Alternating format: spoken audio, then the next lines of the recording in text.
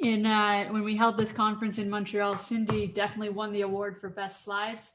I think it was the best thank you slide that time, but now she's going to have to win the award for the best virtual backdrop. So handing it over to Cindy to hear about her research.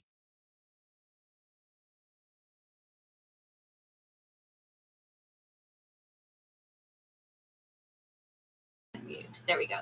Okay, thank you so much. I'm actually having a little bit of a sad week because I'm half Czech, and my mom and I were going to go to Prague together, and she's been before and I haven't. So we were going to explore at that side of our family. So I'm hoping that this helps me a little bit. I also made sure goodness. I have well, hopefully next year. Let's hope for next year.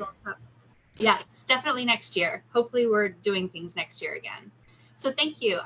Today I'm going to talk about mental health during the COVID-19 pandemic, and I'm going to talk about comparisons between LGBTQIA, who I'm probably going to call SGM for sexual and gender minority, and comparing them to cisgender heterosexual individuals who I'll call cishet most likely. And this presentation is in collaboration with Anna Laura McCune. I don't know if she's on here, but she was very helpful in coming up with some of the qualitative quotes that I use in this. And I have a note in front of me to talk slower because I had the misfortune of having to watch myself present recently, and I have to talk more slowly. So let me tell you a little bit about some of the previous research in this area.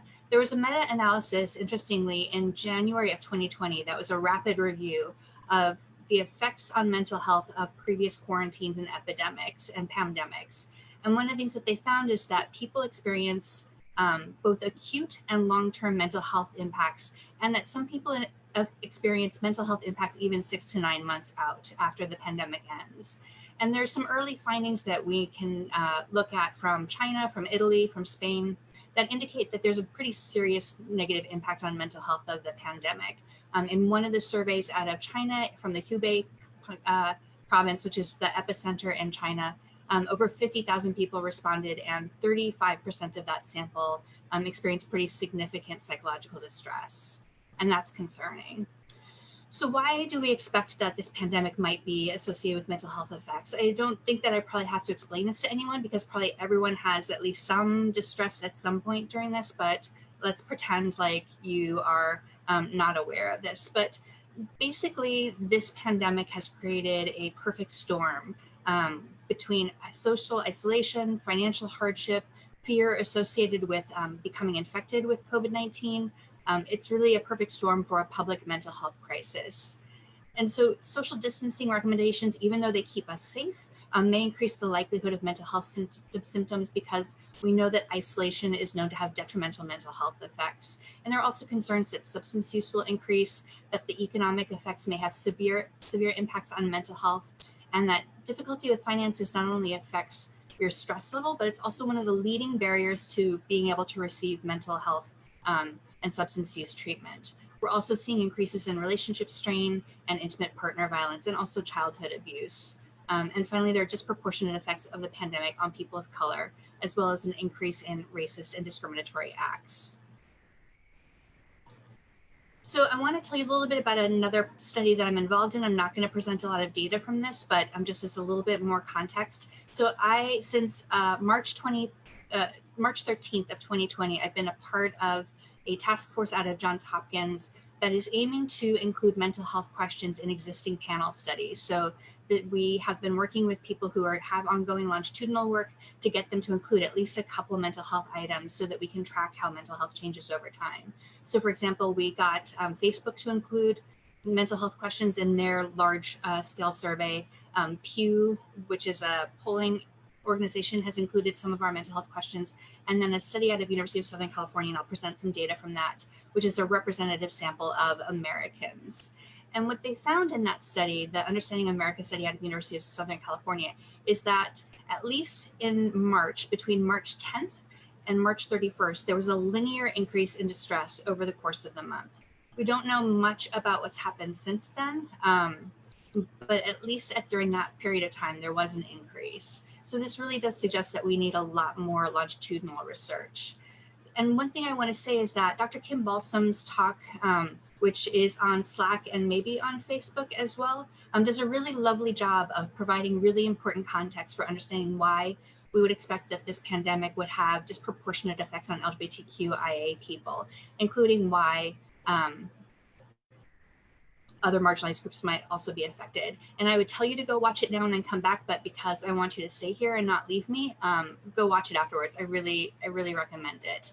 It's a really lovely study. So what I'm going to talk to you about today is I'm primarily presenting quantitative data to look at how the pandemic might differentially be affecting LGBTQIA people compared to cisgender heterosexual people. And I'm going to show you a little bit of preliminary data on how mental health changes over time. The study that I'm presenting from today is the COVID-19 and well-being study.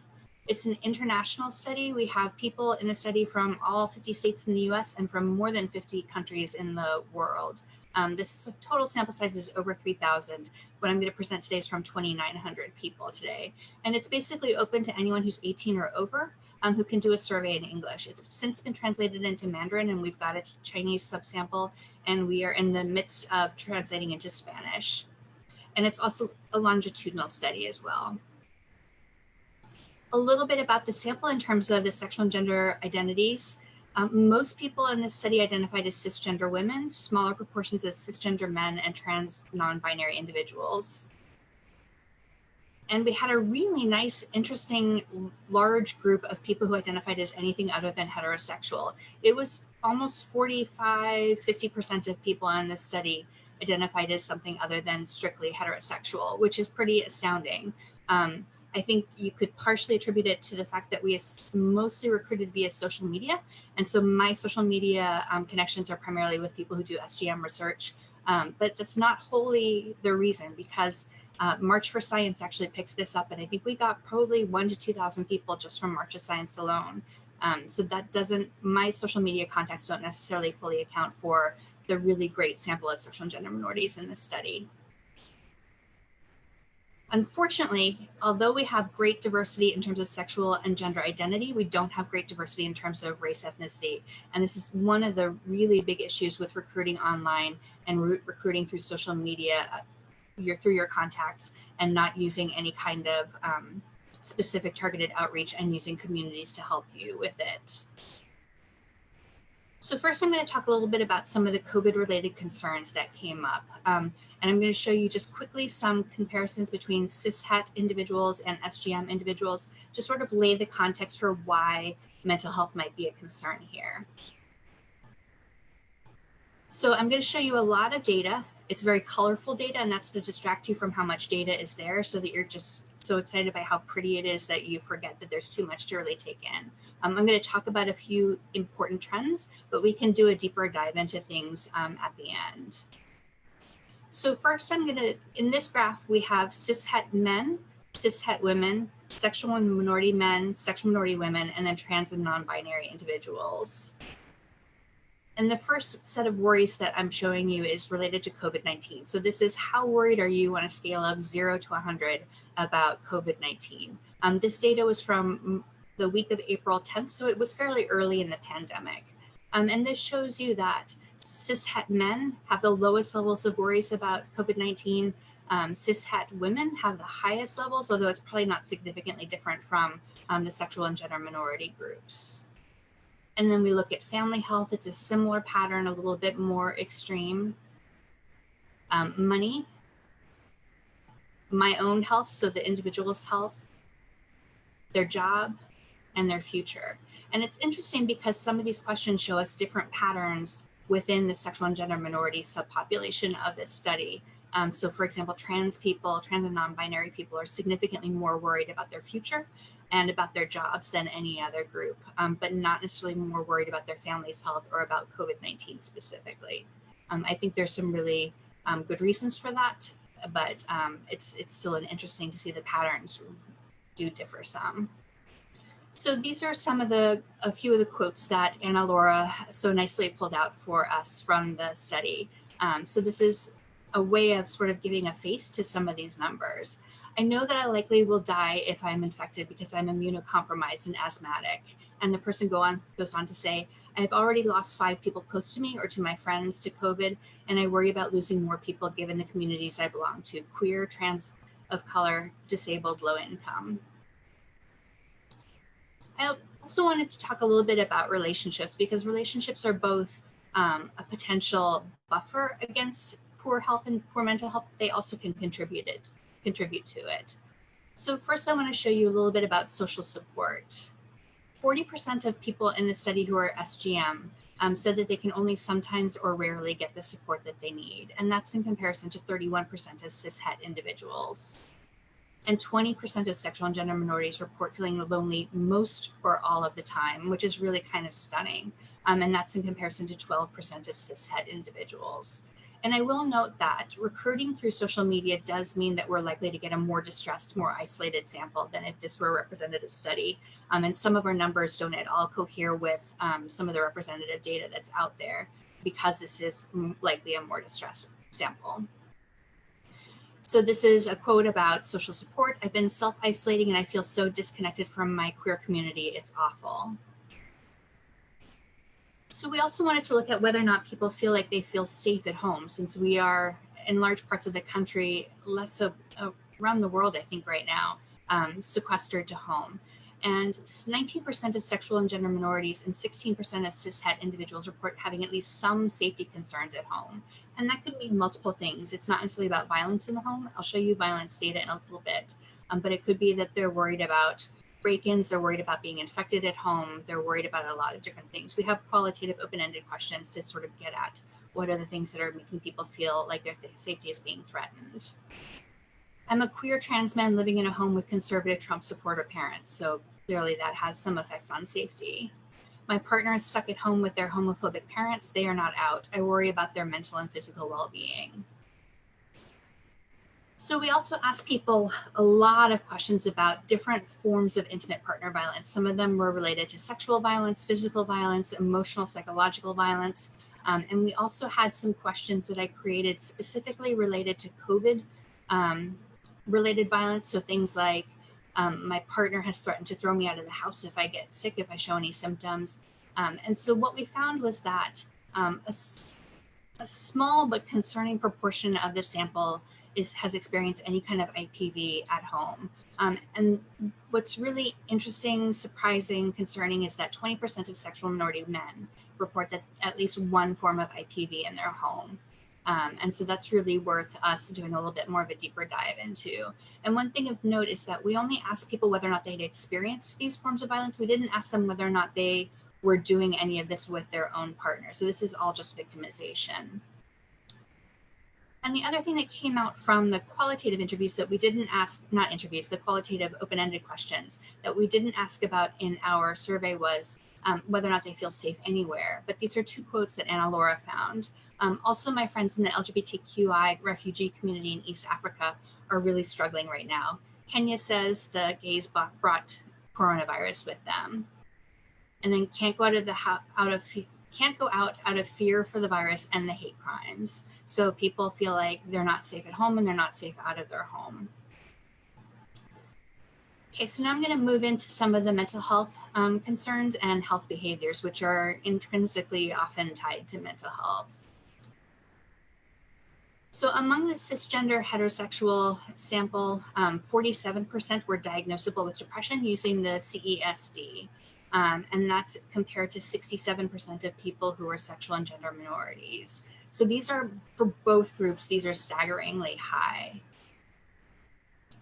We asked about substance use and whether or not their substance use had increased, decreased, or stayed the same since the start of the pandemic. And alcohol use had increased among almost 40% of the sample. And marijuana use among between 5 to 17% of the sample, with a particularly high increase among trans non-binary individuals. And healthy eating is also of concern, with 31% of cishet people saying that they're eating less healthy and 37% of sexual and gender minorities. We have data on food insecurity. I think it's about a fifth of the sample is experiencing food insecurity, at least at the beginning of the pandemic. We need to understand how that's changing over time, whether it's getting better or whether or not it's getting worse. So now I'm going to show you a little bit of data about changes over time. So this is a change over a 2-week period of time, from the week of April 10th to the middle of April, depending on when people did the survey. The first thing I'm going to talk to you about is depression.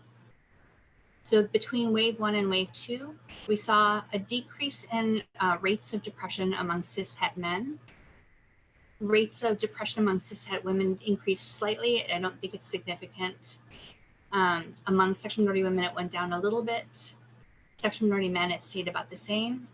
And among trans non-binary individuals, it went down slightly. But again, these rates are really staggeringly high, and especially the rates among trans non-binary individuals, and also sexual minority men and women as well. But even 58%, 38%, those are all really high rates of depression.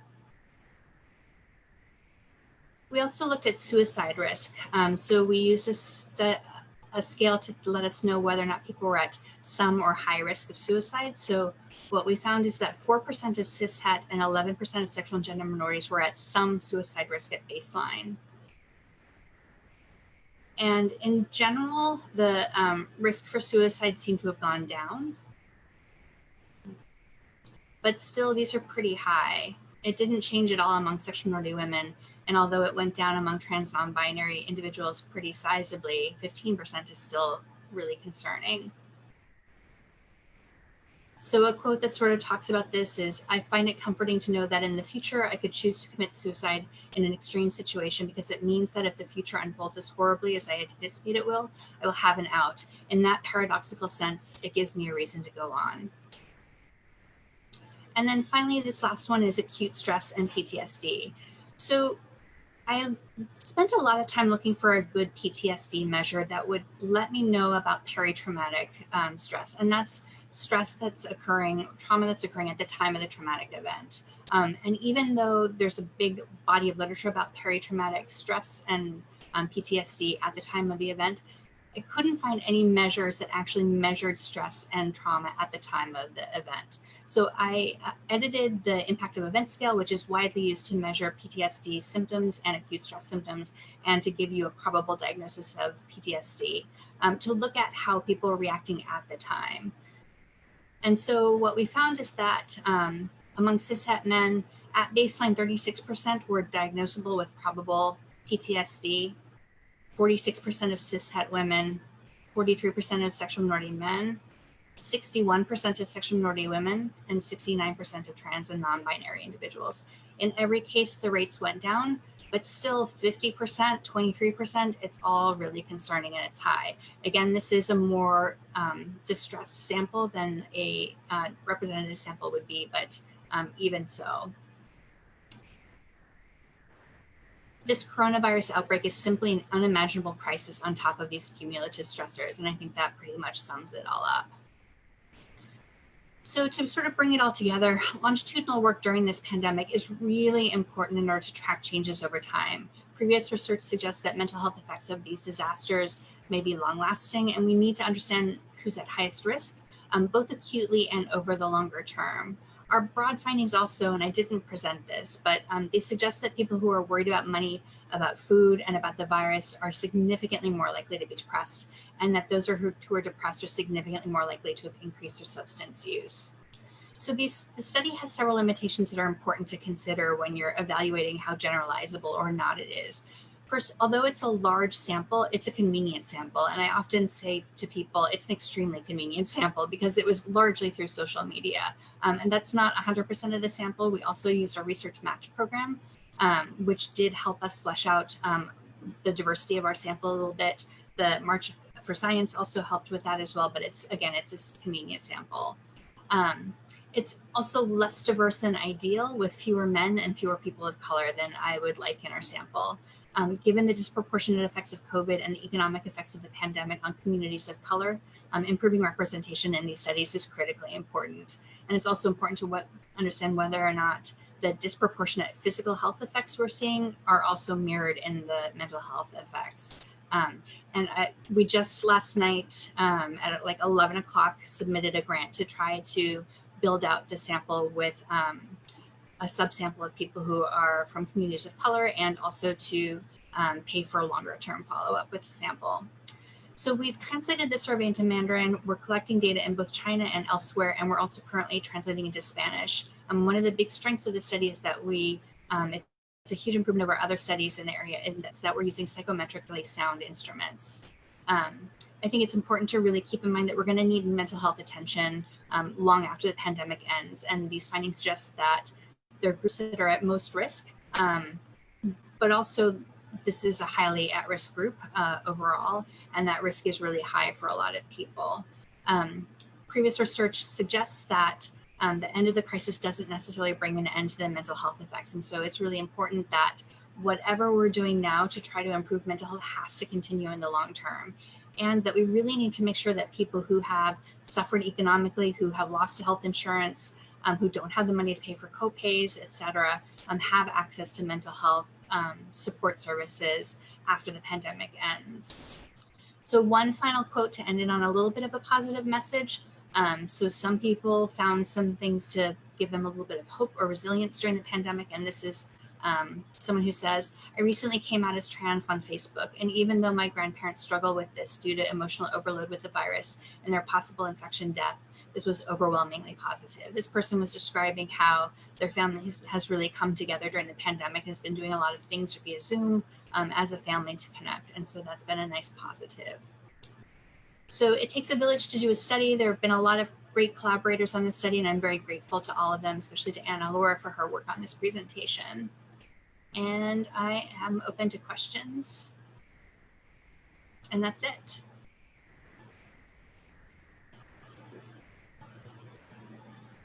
As always, beautiful slides and great data, Cindy. If you. anybody has questions, you can use the raise your hand feature and we can unmic you and you can ask a question, or you can use the Q&A feature to ask a question. We'll also double check to see if there's any coming up on the Facebook feed. Oh, there's one. Did I see one? Yeah. You should be able to talk, Heather, if you unmute yourself. Hello, can you hear me? We can hear you. Yeah. Wonderful. Thank you. That was a wonderful presentation. And I was just wondering, was there any data collected in terms of previous diagnoses, like by a clinician for these individuals, as well as their experience in therapy? Like, do we know if they are currently in care or will be seeking care? Yeah, we didn't ask about whether or not they have previously sought treatment, therapy, or whether or not they plan to, but we do ask them about previous diagnoses. One of the interesting things is that I think about 25% of the entire sample who are diagnosable with depression right now have no previous diagnosis of depression. So that's a little bit stunning. And actually the Hopkins group that I'm working with, we have a paper about that under review, because there is a sizable minority of people who have had, at least by their report, no history of depression, who now are experiencing depression. And that's a group that's worrisome because we don't know if they know how to connect themselves to any kind of mental health services. That's also an issue for people who've always struggled with depression. It doesn't mean that you necessarily are getting treatment or support, but if you've never had to worry about depression in the past, then it could be of great concern. But the questions about whether or not people have ever sought therapy or whether or not they plan to, or if they are currently, are really good ones.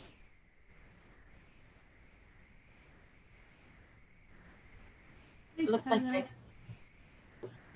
I lost my camera, which keeps happening today, so I apologize.